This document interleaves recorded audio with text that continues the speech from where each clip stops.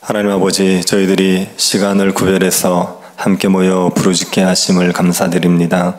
저희들의 부르짖음에 응답하셔서 우리의 삶에 지각에 뛰어난 평강이 있게 하여 주옵소서.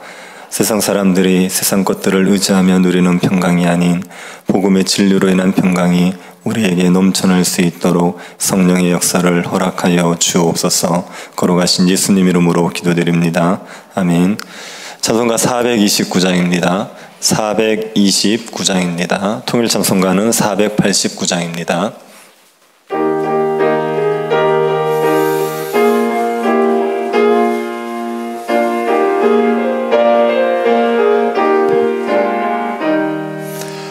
세상 모든 풍파 너를 흔들어 약한 마음 낙심하게 될 때에 내려주신 주의 복을 세어라. 주의 크신 복을 내가 알리라. 받은 복을 세어 보아라. 크신 복을 내가 알리라. 받은 복을 세어 보아라. 주의 크신 복을 내가 알리라. 세상 근심 걱정 너를 누르고 십자가를 등에 지고 나갈 때 주가 내게 주신 복을 세어라. 두려움 없이 항상 찬송하리라. 받은 복을 세어 보아라. 크신 복을 내가 알리라. 받은 복을 세어 보아라. 주의 크신 복을 내가 알리라. 세상 권세 너의 앞길 막을 때 주만 믿고 낙심하지 말아라. 천사들이 너를 보호하리니 염려 없이 앞만 보고 나가라. 받은 복을 세어 보아라. 크신 복을 내가 알리라. 받은 복을 세어 보아라. 주의 크신 복을 내가 알리라. 요한복음 14장 1절부터 6절 말씀입니다. 요한복음 14장 1절부터 6절 말씀입니다. 자리에서 한 절씩 교도하도록 하겠습니다. 찾으셨으면 교도하겠습니다. 너희는 마음에 근심하지 말라. 하나님을 믿으니 또 나를 믿으라.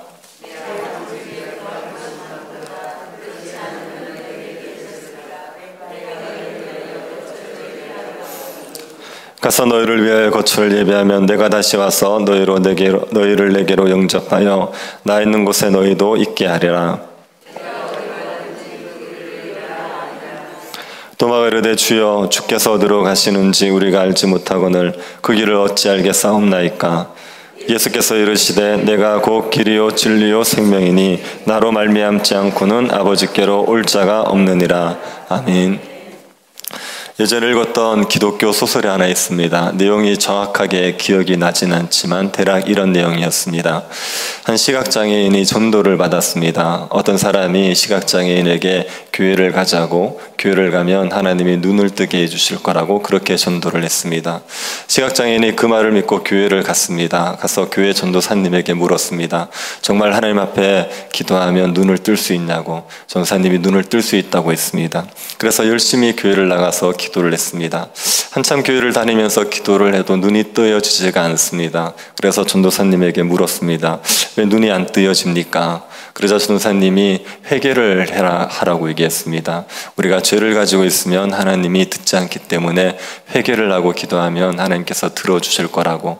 그래서 시각장애인이 그 말을 듣고 열심히 회개를 했습니다. 어릴 때부터 지은 죄를 다 회개하면서 하나님 앞에 기도를 했습니다. 그래도 눈이 뜨여지질 않는 겁니다. 전도사님한테 가서 다시 물었습니다. 왜 눈이 뜨여지지 않습니까? 하나님 앞에 한번 감사를 해보라고. 하나님 앞에 감사헌금을 드려보면 하나님께서 믿음을 보시고 들어주실 수 있을 거라고. 그래서 감사헌금을 했습니다. 열심히 감사헌금을 하면서 기도를 했습니다. 그래도 눈이 뜨여지질 않았습니다. 그래서 다시 전도사님을 찾아갔습니다. 왜 눈이 뜨여지지 않습니까? 그러니까 전도사님이 아직 믿음이 부족해서 그렇다고, 믿음이 더 자라야 된다고 그렇게 얘기하는 겁니다. 이 전도사님은 시각장애인에게 계속 이 핑계 저 핑계 대면서 희망 고문을 하고 있는 거죠.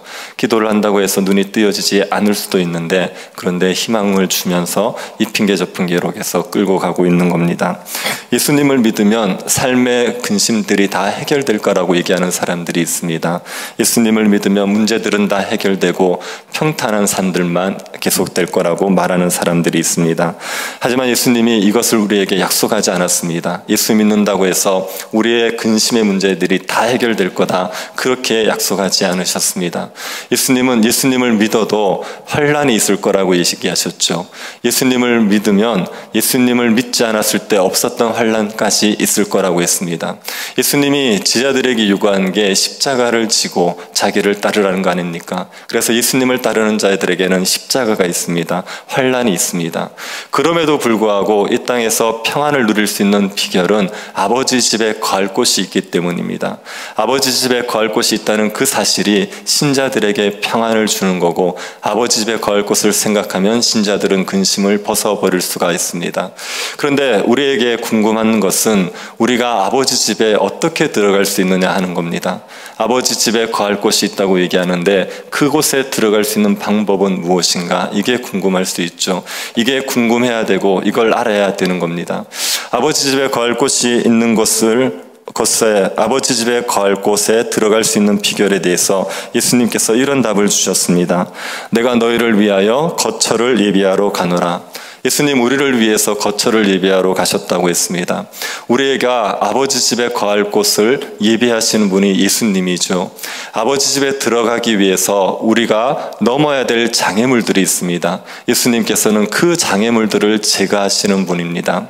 아버지 집에 들어가려고 할 때 우리가 부딪히게 되는 여러 가지 장애물들이 있습니다. 첫 번째 장애물이 뭐냐면 율법입니다. 아버지 집에 들어가기 위해서는 그 사람이 거룩해져야 됩니다. 하나님이 거룩하신 분 아닙니까? 그래서 아버지 집에 들어가려는 사람도 거룩해져야 됩니다.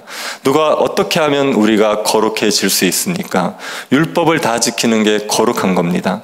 십계명으로 요약되는 그 율법을 다 지켜 행하는 사람이 거룩한 사람이고, 그 거룩한 사람이 아버지 집에 들어갈 수 있습니다.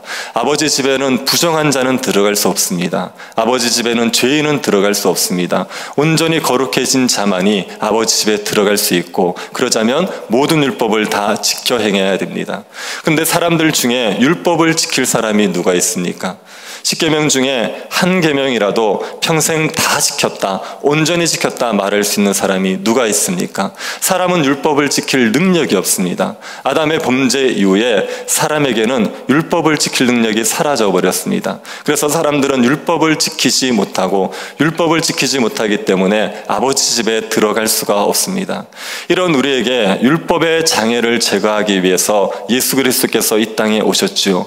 예수님 오셔서 하신 일이 율법을 다 지켜 행하신 겁니다. 이 땅에 태어나시는 순간부터 십자가에 죽을 때까지 예수님은 온전히 하나님의 뜻에 순종하셨습니다.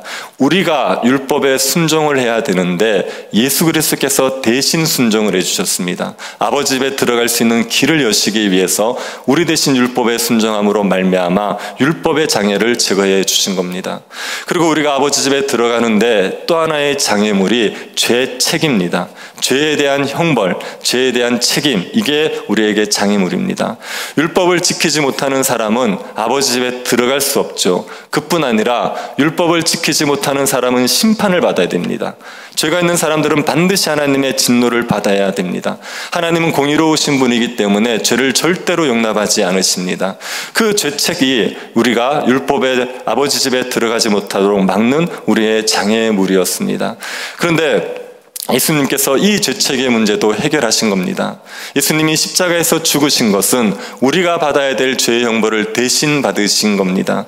우리가 받아야 될 하나님의 진노를 대신 받은 형벌 대속적 죽음을 죽으신 겁니다.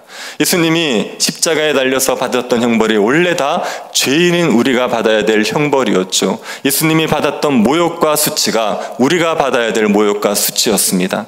예수님께서 우리가 받아야 될 그 죄를 다 지심으로, 죄 형벌을 다 지심으로 아버지 집에 들어가는 데 장애가 되는 죄책의 문제를 우리에게서 제거하신 겁니다. 그리고 또 우리가 아버지 집에 들어가는 데 장애가 되는 게 사탄입니다. 사람이 사탄의 말에 순종하는 순간부터 사람은 사탄의 종이 되어버린 겁니다. 사탄의 지배 아래 있는 존재가 되었지요. 사탄은 우리가 아버지 집에 들어가지 못하도록 끊임없이 우리를 막습니다. 죄가 있는 자는 아버지 집에 들어갈 수 없다고 계속 참소하고 아버지 집에 들어가지 못하도록 막아서는 존재가 사탄입니다. 그 사탄의 지배 아래 있는 자들은 죄 가운데 살다가 멸망에 이를 수밖에 없습니다. 예수님께서 그 사탄의 권세에서 우리를 건져내신 겁니다. 예수님이 십자가에서 죽으신 게 사탄의 머리를 깨트려 버리신 겁니다. 사탄은 죄를 가지고 우리를 지배하고 그 죄로 말미암아 우리를 사망으로 끌어가는 겁니다. 그런데 그 죄의 문제를 해결하심으로 말미암아 사탄이 더 이상 우리를 지배할 수 없도록, 사탄이 우리를 더 이상 왕노릇하지 못하도록 예수님께서 사탄의 권세를 깨트려 버리신 겁니다. 그래서 우리가 아버지 집에 들어가는데 막는 사탄의 장애물조차 예수님께서 제거하셨습니다. 예수님은 우리가 아버지 집에 들어가지 못하도록 하는 모든 장애를 제거하시고 길을 열어 놓으셨습니다. 그래서 예수님이 이렇게 말씀하시는 겁니다. 내가 곧 길이요 진리요 생명이니 나로 말미암지 않고는 아버지께로 올 자가 없느니라. 예수님이 아버지 집으로 들어가는 길입니다. 예수 그리스도만으로 인하여서 우리는 아버지 집에 들어갈 수가 있습니다. 예수님이 제 아들을 떠나지 않습니까? 예수님이 제 아들을 떠나신 것은 이 길을 만드시기 위해서였습니다. 예수님이 이 길을 만들기 위해서 하신 일이 무엇입니까? 그게 고난당하신 겁니다. 예수님이 침뱉음을 당하고, 예수님이 모욕을 당하고, 예수님이 가시관을 쓰시고, 예수님이 채찍에 맞아야지 우리가 아버지 집에 들어갈 수 있는 길이 열리는 겁니다. 예수님이 십자가에 죽으셔야지 우리가 영원히 살 수 있는 길이 열리는 겁니다. 예수님이 죽음의 무덤에까지 내려가시는 고통을 겪으셔야지 우리가 아버지 집에서 영원한 복락을 누리며 살 수가 있는 겁니다. 그래서 예수님은 제자들을 떠나서 십자가의 길을 가셨습니다. 십자가의 길을 가시면서 우리가 아버지 집에 들어갈 수 있는 길을 열어 놓으신 겁니다. 우리가 예수 그리스도의 그 십자가로 말미암아 아버지 집에 들어갈 수 있는 존재가 되었다는 것을 기억하십시오. 예수님이 십자가에서 우리를 위해서 죽으심으로, 예수님이 그 고난을 다 당하심으로 말미암아 아버지 집에서 영원히 살 수 있는 존재가 되었다는 것을 기억하십시오. 예수님이 십자가에서 죽으시면서 아버지 집에 우리의 거처를 마련해 놓으셨습니다. 그 거처를 마련해 놓으시고 우리가 그 거처를 바라보면서 평안을 누리기를 원하신 겁니다. 그런데 우리가 이 땅 살아가면서 삶의 문제에 고민하면서 밤낮 근심하고 살아가고 있으면 예수 그리스도께서 얼마나 안타깝겠습니까? 우리에게 예수님이 가장 큰 죽음의 문제를 해결하신 거거든요. 우리에게 가장 고통스러운 죽음의 문제를 해결하시고 아버지 집으로 들어갈 수 있는 길을 열어놓으셨습니다. 그걸 바라보면서 소망 가운데 기뻐하기를 살기를 원하셨을 텐데 힘들고 어려울 때마다 아버지 집을 생각하면서 평안을 누리길 원하셨을 텐데, 우리가 아버지 집에서 영원히 평안을 누리게 살기 위해서 그 죽음을 두려워하지 않고 고통을 겪으신 그분이신데, 우리가 이 땅의 작은 문제들 때문에 근심하고 살아가고 있으면 예수 그리스도께서 얼마나 안타까우시겠습니까? 아버지 집이라는 너무나 좋은 것을 우리를 위해서 예비해 놓으시고 그것을 위해서 모든 고난을 다 겪으셨는데, 그 주님이 우리가 이 땅의 삶에서 근심하고 있는 것을 보면 안타까워하실 것을 기억하십시오. 삶의 문제 때문에 너무 고민하지 마시고, 삶의 문제 때문에 너무 근심하지 마시고, 예수 그리스도께서 열어놓으신 그 길을 통하여서 아버지 집에 들어갈 것을 소망하면서 여기에서 위로를 얻으시기를 바랍니다. 삶의 근심이 많을 때마다 아버지 집을 바라보면서 그 아버지 집을 생각하면서 평안을 누리시기를 바랍니다. 그리고 또 하나 기억할 것이, 다시 오실 주님을 기억하십시오. 주님이 거처를 예비하면 다시 오시겠다고 하셨습니다. 3절 다시 한번 보십시오. 가서 너희를 위해서 거처를 예비하면 내가 다시 와서 너희를 내게로 영접하여 나 있는 곳에 너희도 있게 하리라. 주님이 거처를 예비하면 다시 오시겠다고 얘기했죠. 이것은 주님의 재림을 이야기하는 겁니다. 우리 육신의 죽음이 개인적인 종말이라면 재림은 우주적인 종말입니다. 이 세대가 끝나는 겁니다. 이 세대가 끝나고 완전히 새로운 세대가 시작되는 것이 주님의 재림입니다. 이 세대는 악하고 음란한 세대입니다. 하나님을 대적하는 세대고 하나님을 믿지 않는 세대입니다. 악하고 음란한 이 세대에는 범죄가 끊이지 않습니다. 사람들이 태어나면서부터 악하기 때문에 온갖 범죄를 저지르고 살아갑니다. 도대체 어떻게 인간이 이렇게 악할 수 있을까 하는 범죄들이 이 땅에 끊임없이 일어나고 있지 않습니까? 수많은 사람들이 범죄의 피해자가 되어서 고통을 겪습니다. 국가가 아무리 범죄를 막으려고 해도, 사회에서 아무리 범죄를 막기 위해 교정을 시키기 위해서 교육을 시켜도 이 땅의 범죄는 결코 사라지지 않습니다. 종말 때까지 범죄는 끊임없이 일어나게 되어 있습니다. 이 세대는 악하고 음란한 세대이기 때문에 전쟁과 분쟁이 끊임없이 일어나죠. 개인과 개인 간의 갈등이 끊임없이 일어나고, 개인과 개인 간의 갈등이 집단과 집단의 갈등으로 확산됩니다. 그리고 나라와 나라 간의 갈등이 끊임없이 일어나면서 전쟁이 이 땅에 있습니다. 이 땅에 전쟁이 없었던 때는 단 한순간도 없습니다. 지금도 이 땅에 전쟁이 계속되고 있고 앞으로도 전쟁이 계속될 겁니다. 국제기구를 만들어서 전쟁을 막아보려고 해도, 나라 간에 아무리 조약을 체결하고 평화를 유지하려고 해도 이 땅의 전쟁은 사라지지 않습니다. 악한 인간의 본성이 변하지 않는 한 전쟁은 계속되게 되어 있습니다. 이 세대는 악하고 음란한 세대이기 때문에 재앙도 끊임없이 일어납니다. 지금까지 끔찍한 지진과 태풍의 피해들이 얼마나 많았습니까? 수많은 사람들을 죽게 한 전염병들이 있었습니다. 물불족으로 인하여서 수많은 사람이 고통을 겪고 있고 기근으로 하루에도 수만 명이 죽어가고 있는 것이 이 세대입니다. 이런 재앙은 앞으로 심해지면 심해졌지 덜해지진 않습니다. 종말이 가까이 올수록 이 땅은 더 재앙이 심해지게 되어 있습니다. 이 악하고 음란한 세대가 이렇게 고통을 겪고 있는 것은 죄 때문입니다.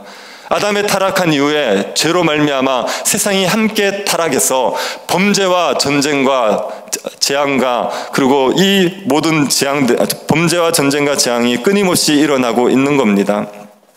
이런 세대에 우리도 살고 있기 때문에 악하고 음란한 세대로 말미암은 고통을 우리도 함께 겪고 있습니다. 이 세대의 고통들을 세상 사람들은 견뎌낼 수가 없습니다. 이것들에 아무런 소망을 찾을 수 없습니다. 하지만 하나님의 백성들은 이 세대가 끝날 것이라는 소망이 있죠. 주님이 재림하시면 이 모든 세대의 고통들이 끝나고 모든 고통이 사라지는 새 시대가 열릴 것이라는 소망이 있습니다. 그래서 주님의 백성들은 재림을 소망하면서 이 악한 세대를 버티면서 살아갈 수가 있습니다.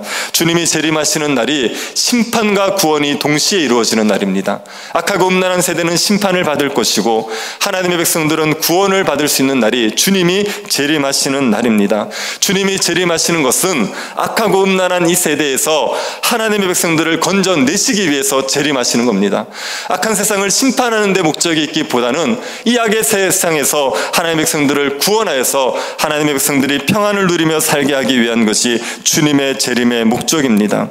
우리가 이 땅에 살아가는 동안 겪게 되는 어떤 환난들은 죽을 때까지 해결되지 않습니다. 인간관계의 갈등으로 고통을 겪고 있는데 그것이 죽을 때까지 해결되지 않을 수 있습니다. 가족 간의 갈등이 죽을 때까지도 해결되지 않을 수가 있습니다.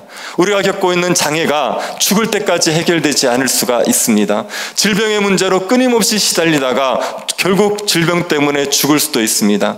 경제적인 궁핍에서 죽을 때까지 벗어나지도 못할 수도 있습니다. 이 땅 사는 동안 환란이 끊임없이 있을 수 있습니다. 그럼에도 불구하고 우리가 소망을 잃어버리지 않을 수 있는 것은 주님이 오실 것이거든요. 주님이 오시게 되면 이 땅에서 우리가 겪던 모든 환란들을 잊어버리게 만드실 것이고 하나님이 주시는 영원한 평강을 누리게 해주실 것이기 때문입니다. 재림에 대한 소망 때문에 이 땅의 삶이 힘겹고 어려워도 우리는 소망을 가지고 살아갈 수가 있습니다. 주님의 재림은 언제 있을지 모릅니다. 주님은 도적같이 오시기 때문에 언제 주님이 임하셔서 이 땅 가운데 새 시대를 펼쳐갈지를 모르는 겁니다. 그러니 여러분, 지금 눈앞에 아무리 소망이 없어 보여도, 지금 삶이 아무리 괴롭고 힘들다고 느껴져도 소망을 잃어버리지 마십시오. 주님이 오시게 되면 이 모든 것들을 뒤집어 내실 것을 믿으십시오. 그 재림의 소망을 두고 이 땅의 환난 가운데 낙심하지 마시고 소망 가운데 평안을 누리시기를 바랍니다. 주님의 재림이, 그 재림이 우리에게 궁극적인 소망이고 그 주님의 재림 때문에 우리는 결코 낙심하지 않을 수 있습니다. 주님이 제 아들에게 근심하지 않도록, 마음의 근심을 떨쳐버리도록 주시는 처방이 무엇입니까? 아버지 집에 거할 곳이 있다는 게 주님의 처방입니다. 주님이 다시 오실 것이라는 게 주님의 처방입니다. 아버지 집에 거할 곳, 주님의 재림, 이걸 생각하면서 주님 이 땅에서의 근심을 이겨내라고, 환난을 이겨내라고 말씀하고 계시는 겁니다. 주님의 이 말씀은 믿지 않는 사람들에게 아무 소용없습니다. 하나님을 믿지 않으면, 아버지의 집을 믿지 않으면, 주님의 재림을 믿지 않으면, 영생을 믿지 않으면 아무런 소용이 없습니다. 그래서 불신자들에게는 주님의 재림의 이 말씀이 아무런 도움이 되지 않습니다. 불신자들은 주님께서 하시는 말씀으로 평안을 누릴 수가 없습니다. 신자들만이 주님께서 하시는 이 말씀으로 평안을 누릴 수 있는 겁니다. 신자들은 하나님을 믿으니까요, 예수 그리스도를 믿으니까요, 그분의 말씀이 진리라는 걸 믿으니까 신자들은 이 말씀으로 평안을 누릴 수가 있습니다. 환난이 가득한 세상 가운데서도 예수 그리스도의 이 말씀을 믿음으로 말미암아 평안을 누리며 살아갈 수가 있습니다. 여러분, 하나님을 믿으시지 않습니까? 예수 그리스도를 믿으시지 않습니까? 그러면 아버지 집에 거할 것을 생각하시면서 평안을 누리는 비결을 배우십시오. 주님의 재림을 생각하시면서 평안을 누리는 비결을 배우셔야 됩니다. 사도 바울이 자기는 어떤 형편에 있든지 간에 자족하는 비결을 배웠다고 했습니다. 감옥에 있어도 자족하는 비결을 배웠고요, 궁핍에도 자족하는 비결을 배웠다고 했습니다. 사도 바울이 어디에서 자족하는 비결을 배웠습니까?